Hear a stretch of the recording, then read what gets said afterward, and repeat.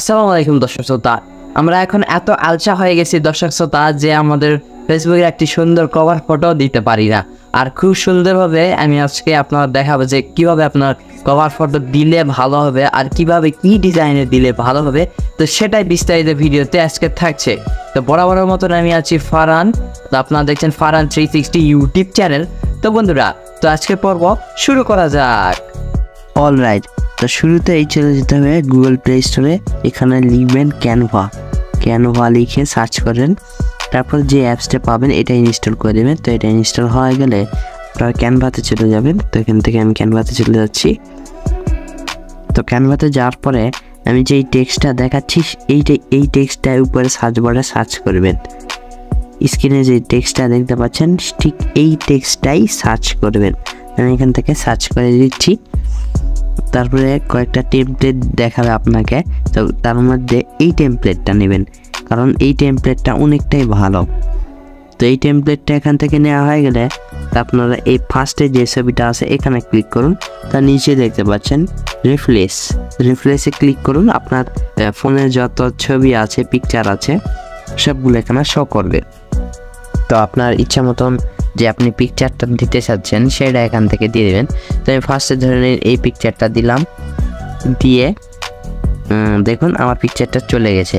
তারপর এইভাবে আপনার একের পর এক দিয়ে দিতে পারেন। আবার ইচ্ছা করলে একটা কম বেশি করে নিতে পারেন, আপনি ছোট বড় মাঝারি যেরকম খুশি করে নিতে পারেন। পরেরটা তো এরকম, আবার রিফ্লেক্সে চলে যাবেন, আবার আপনার পছন্দ মতন ছবিটা দিয়ে দেবেন। তো আমি এখান থেকে আরেকটা ছবি দিয়ে দিচ্ছি।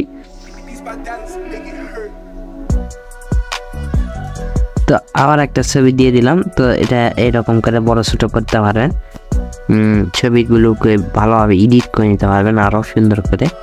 তো এরকম করে দিবেন। তো আবার পরের ছবিটাও তাই, তবে এরকম করে ক্লিক করবেন। আপনাদের বোঝানোর খাতিরে আমি এগুলো করছি আর কি, আপনারা খুব সুন্দর করে বসাবেন। তারপর আমি এই ছবিটা দিচ্ছি, এখান থেকে ওটা সিলেক্ট করলাম, করে এটা দিয়ে দিলাম।